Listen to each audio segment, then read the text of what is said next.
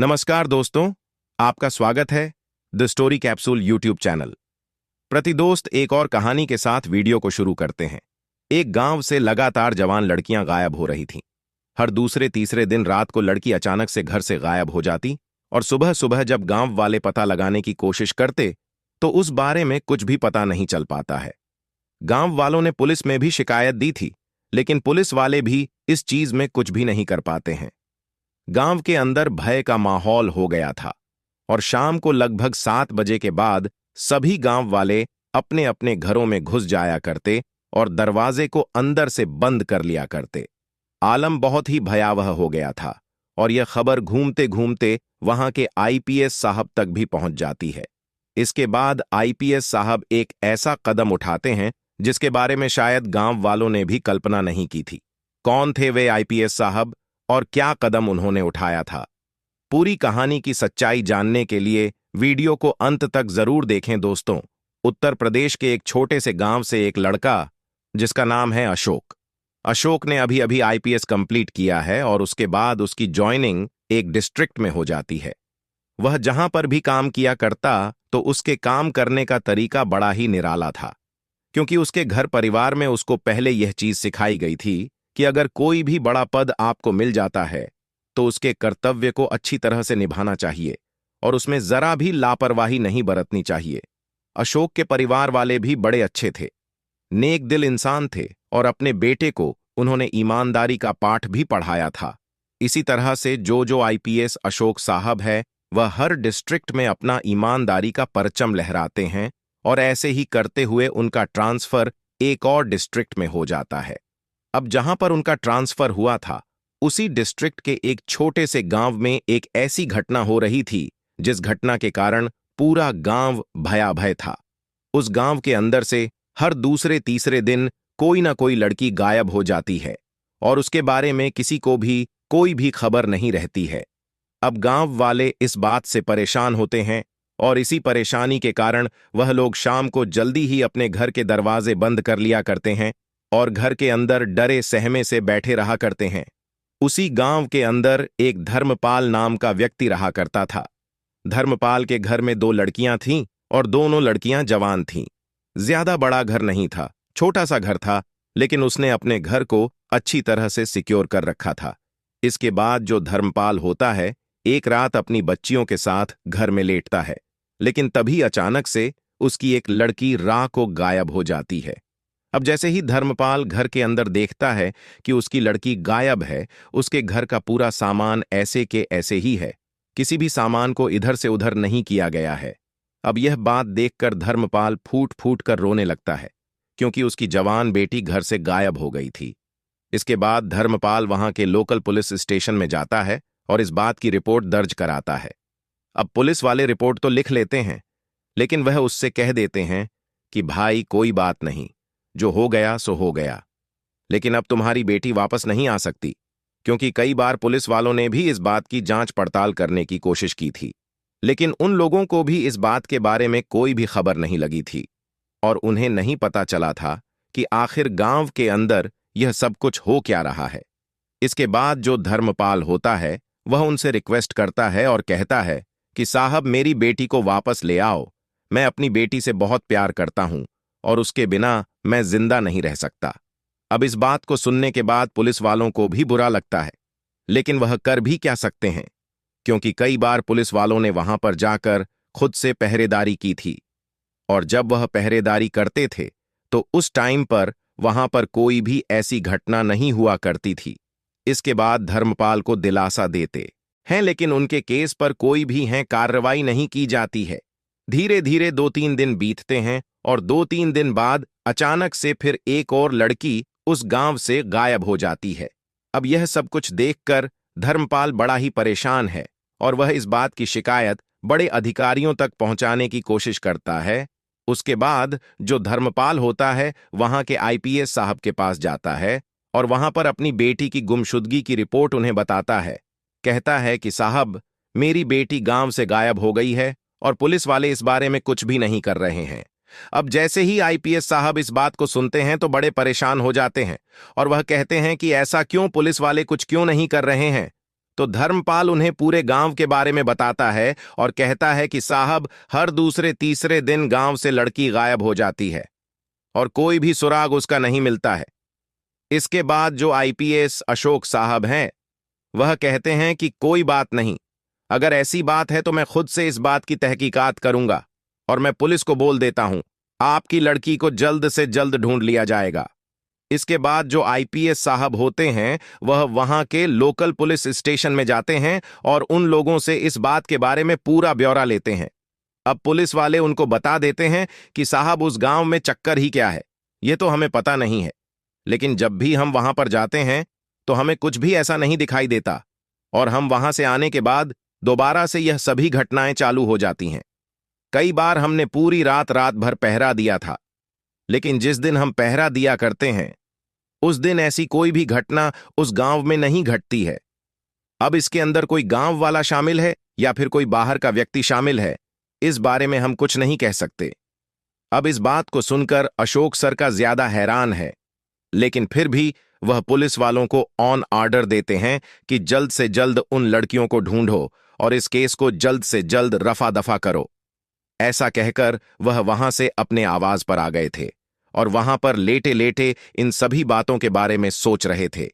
उसे अपने पिता की वह बातें याद आती हैं जब उन्होंने कहा था कि बेटा, अगर तुम्हारे पास बड़ा अधिकार है तो उसका अच्छे से इस्तेमाल करना चाहिए और जो भी कार्य तुम्हें सरकार के द्वारा दिया जाता है उस कार्य को अच्छे से पूरा करना चाहिए। इसी बात को सोचकर जो अशोक सर होते हैं, वह इस केस पर काम करने का फैसला लेते हैं और सोचते हैं कि मैं खुद इस केस पर काम करूंगा और देखता हूं कि लड़कियां जाती कहां हैं।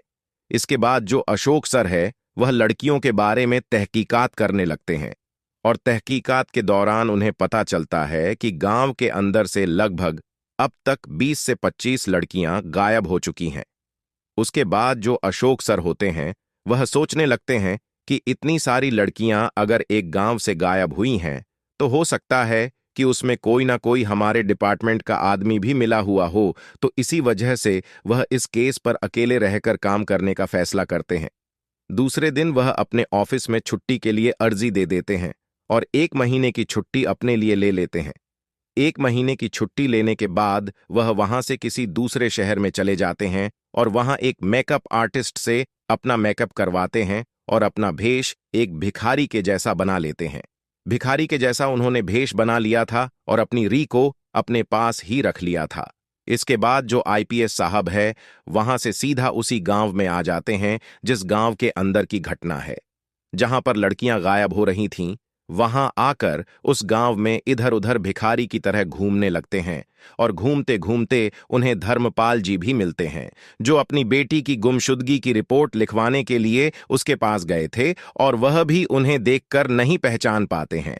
अब जैसे धर्मपाल जी उन्हें नहीं पहचान पाए थे तो वह चोर हो जाते हैं कि उन्हें अब कोई भी नहीं पहचान सकता और वह एक प्रोफेशनल भिखारी यहां पर लग रहे हैं। इसके बाद अशोक सर शाम को उस गांव में आया करते और सुबह सुबह उस गांव से चले जाया करते, क्योंकि जितनी भी घटनाएं थीं वह रात के समय की थीं। तो रात के समय अशोक सर इस गांव में रहा करते और इस बात की चौकसी किया करते कि आखिर कौन है वह जो इन लड़कियों को यहां से गायब करता है और आखिर माजरा क्या है। गांव के अंदर का आलम यह था कि शाम को 7 ही बजे के बाद सभी के घर के दरवाजे बंद हो जाया करते और गांव बिल्कुल सुनसान रहा करता। लेकिन जो अशोक सर थे, वह भिखारी के भेष में पूरी रात भर गांव में इधर उधर घूमा करते और ऐसी जगह जगह पर बैठे रहा करते। लगभग 2-3 दिन उन्हें घूमते हुए हो जाते हैं और दूसरे तीसरे दिन अचानक से एक नई बात उन्होंने गांव के अंदर नोटिस की थी। छोटा सा गांव था, ज्यादा बड़ा गांव नहीं था, लेकिन इस गांव के अंदर अचानक से बाहर से कुछ फेरी वाले आज के दिन आए थे और वह गांव के अंदर इधर उधर अजीब तरीके से देख रहे थे। तो उनको देखने के बाद अशोक सर समझ जाते हैं कि हो ना हो यह लोग इसके पीछे हैं, लेकिन वह मामले की तह तक जाना चाहते थे। तो इसी वजह से अशोक सर आज रात उस गांव के अंदर चौकन में रहकर चौकसी करते हैं और शाम के समय वह गांव के बाहर की तरफ जाकर बैठ गए थे, जहां पर गांव की एंट्री हुआ करती थी। यानी कि वह एक ही रास्ता था जिस रास्ते से गांव के अंदर जाया जा सकता था, बाकी दूसरा रास्ता एक अलग जंगल से होकर आता था और वह जंगल भी उसके साइड में ही था वह वहां पर बैठे हुए थे और बैठकर इधर उधर चौकन्ना होकर देख रहे थे। धीरे धीरे समय बीतता है और रात के लगभग 2 बज गए थे। अब जैसे ही रात के 2 बजते हैं तो जंगल के अंदर जो झाड़ियां थीं उन्हें हिलने की आवाज और उनके अंदर से किसी व्यक्ति के जाने की आवाज उन्हें सुनाई देती है। इसके बाद जो अशोक सर होते हैं छुपते छुपाते उस जगह देखते हैं और देखने के बाद उन्हें वहां से 2 व्यक्ति निकलते हुए दिखाई देते हैं।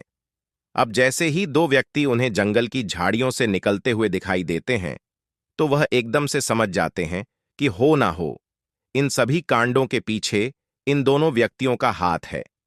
इसके बाद जो अशोक सर होते हैं वह छुपते छुपाते उनके पीछे चलने लगते हैं और देखते हैं कि आखिर यह लोग आगे क्या करते हैं।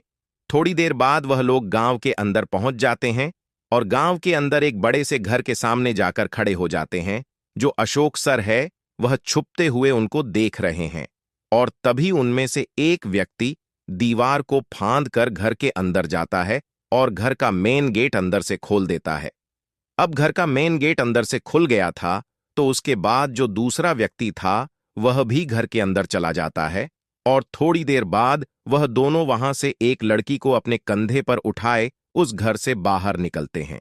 अब जब अशोक सर देखते हैं कि इन लोगों को रंगे हाथों तो मैंने पकड़ लिया है तो एकदम से सामने आते हैं और अपने पास रखी हुई रिवॉल्वर को उन लोगों पर तान देते हैं और कहते हैं कि रुक जाओ, यहीं पर, यहां से अगर आगे बढ़ने की कोशिश की तो तुम लोगों पर मैं गोली चला दूंगा और भागने की तो तुम लोग यहां से सोचना ही मत।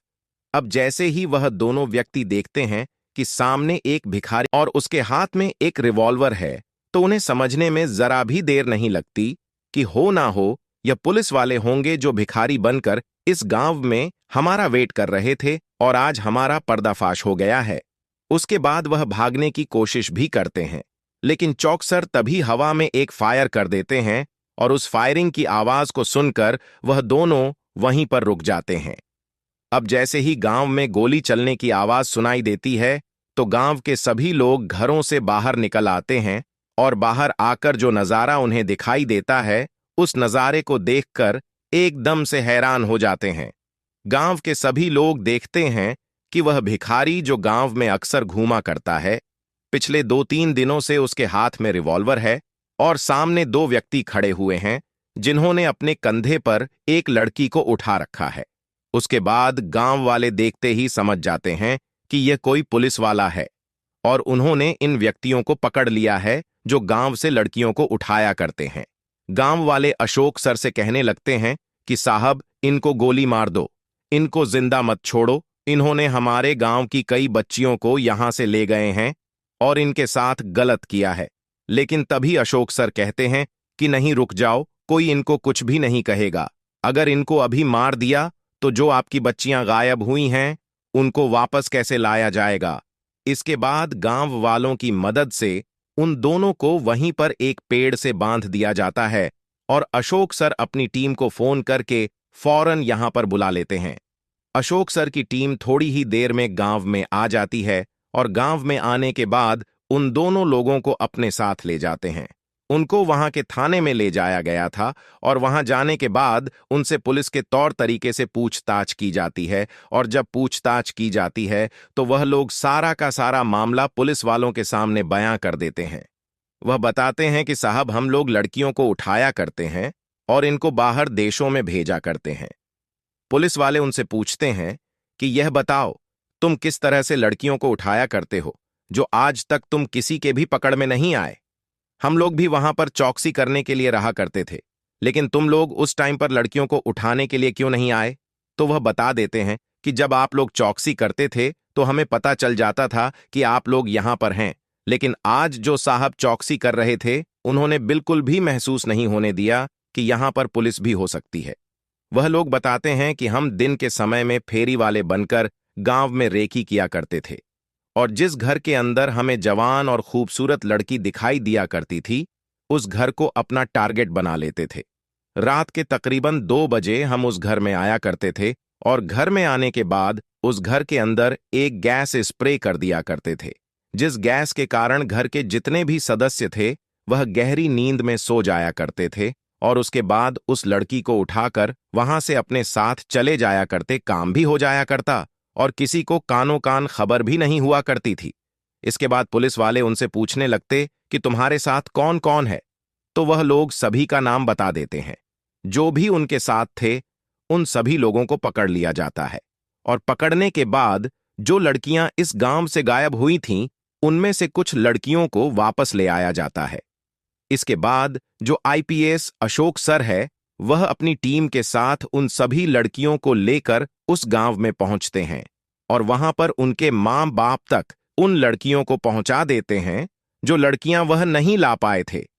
उनके लिए उन्हें आश्वासन देते हैं और कहते हैं कि अभी हमारी आगे की छानबीन चल रही है और उन लड़कियों को भी जल्द से जल्द हम वापस ले आएंगे।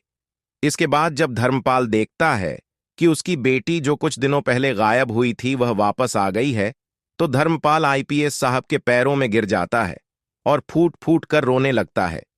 उसके बाद आईपीएस साहब उसको उठाते हैं और कहते हैं कि बाबा, अब आप क्यों रो रहे हो? आपकी बेटी तो वापस आ गई है ना, अब खुश हो जाओ और अपनी बेटी के साथ अपनी जिंदगी को अच्छी तरह से व्यतीत करो। तो धर्मपाल कहता है कि नहीं साहब, ऐसी बात नहीं है। मेरा तो पुलिस से भरोसा ही उठ गया था जब मैंने आपको भी बता दिया था, लेकिन मुझे यह जानकारी नहीं थी कि पुलिस के अंदर कुछ आप जैसे अधिकारी भी होते हैं जो अपने कर्तव्य की पालना करने के लिए भिखारी तक का भेष धारण कर सकते हैं। आप हमारे गांव में भिखारी बनकर घूम रहे थे और हमने आपको पहचाना तक भी नहीं था। आईपीएस साहब मुस्कुरा देते हैं और कहते हैं कि यह मेरा कर्तव्य है और अपने कर्तव्य का पालन करने के लिए मैं किसी भी हद तक जा सकता हूं। ऐसा कहकर आईपीएस साहब वहां से उन लड़कियों को लौटाकर अपने कार्यभार को संभालते हैं और उन लोगों पर सख्त से सख्त कार्रवाई की जाती है। उनको कोर्ट में पेश किया जाता है और कोर्ट में उनके ऊपर केस चलता है और केस चलने के बाद उन सभी को सजा भी मिल जाती है। अब यह खबर चारों तरफ फैल गई थी और सभी लोग आईपीएस साहब की वाहवाही करने लगते हैं और यह खबर अशोक सर के गांव तक भी पहुंच जाती है और उसके माता पिता तक भी पहुंच जाती है। गांव के अंदर सभी लोग अशोक सर की बढ़ाई कर रहे थे और इस बढ़ाई को जब अशोक के माता पिता सुनते हैं तो उन लोगों को अपने बेटे पर गर्व महसूस होता है। तो दोस्तों, यह थी कहानी एक आईपीएस ऑफिसर की जिन्होंने गुनाहगार को पकड़ने के लिए भिखारी का भेष धारण किया और उसके बाद एक ऐसे राज्य से पर्दा उठा दिया जिसकी वजह से पूरा गांव दहशत में था और सभी लोग अपने घर के दरवाजे बंद करके जल्दी से घर के अंदर सहमे से बैठे रहा करते थे। अब क्या कहना चाहते हैं आईपीएस साहब के बारे में? आपकी जो भी राय कमेंट बॉक्स में लिख सकते हैं, लोगों के साथ शेयर कर सकते हो। वीडियो अच्छा लगा तो वीडियो को लाइक और चैनल को सब्सक्राइब जरूर करें ताकि हमें थोड़ा बहुत हौसला मिले। आप लोगों के लिए ऐसे अच्छे अच्छे वीडियो बनाने के लिए इन कहानियों को सुनाने का उद्देश्य किसी को परेशान करना बिल्कुल भी नहीं है। यह कहानी आपको इसलिए सुनाई जाती है ताकि आप लोग इन कहानी में से कुछ ना कुछ सीख सको और अपने जीवन में उस चीज को अप्लाई कर सको। दोस्तों, अगर यह वीडियो आपको पसंद है तो मैं वीडियो को लाइक करके चैनल को सब्सक्राइब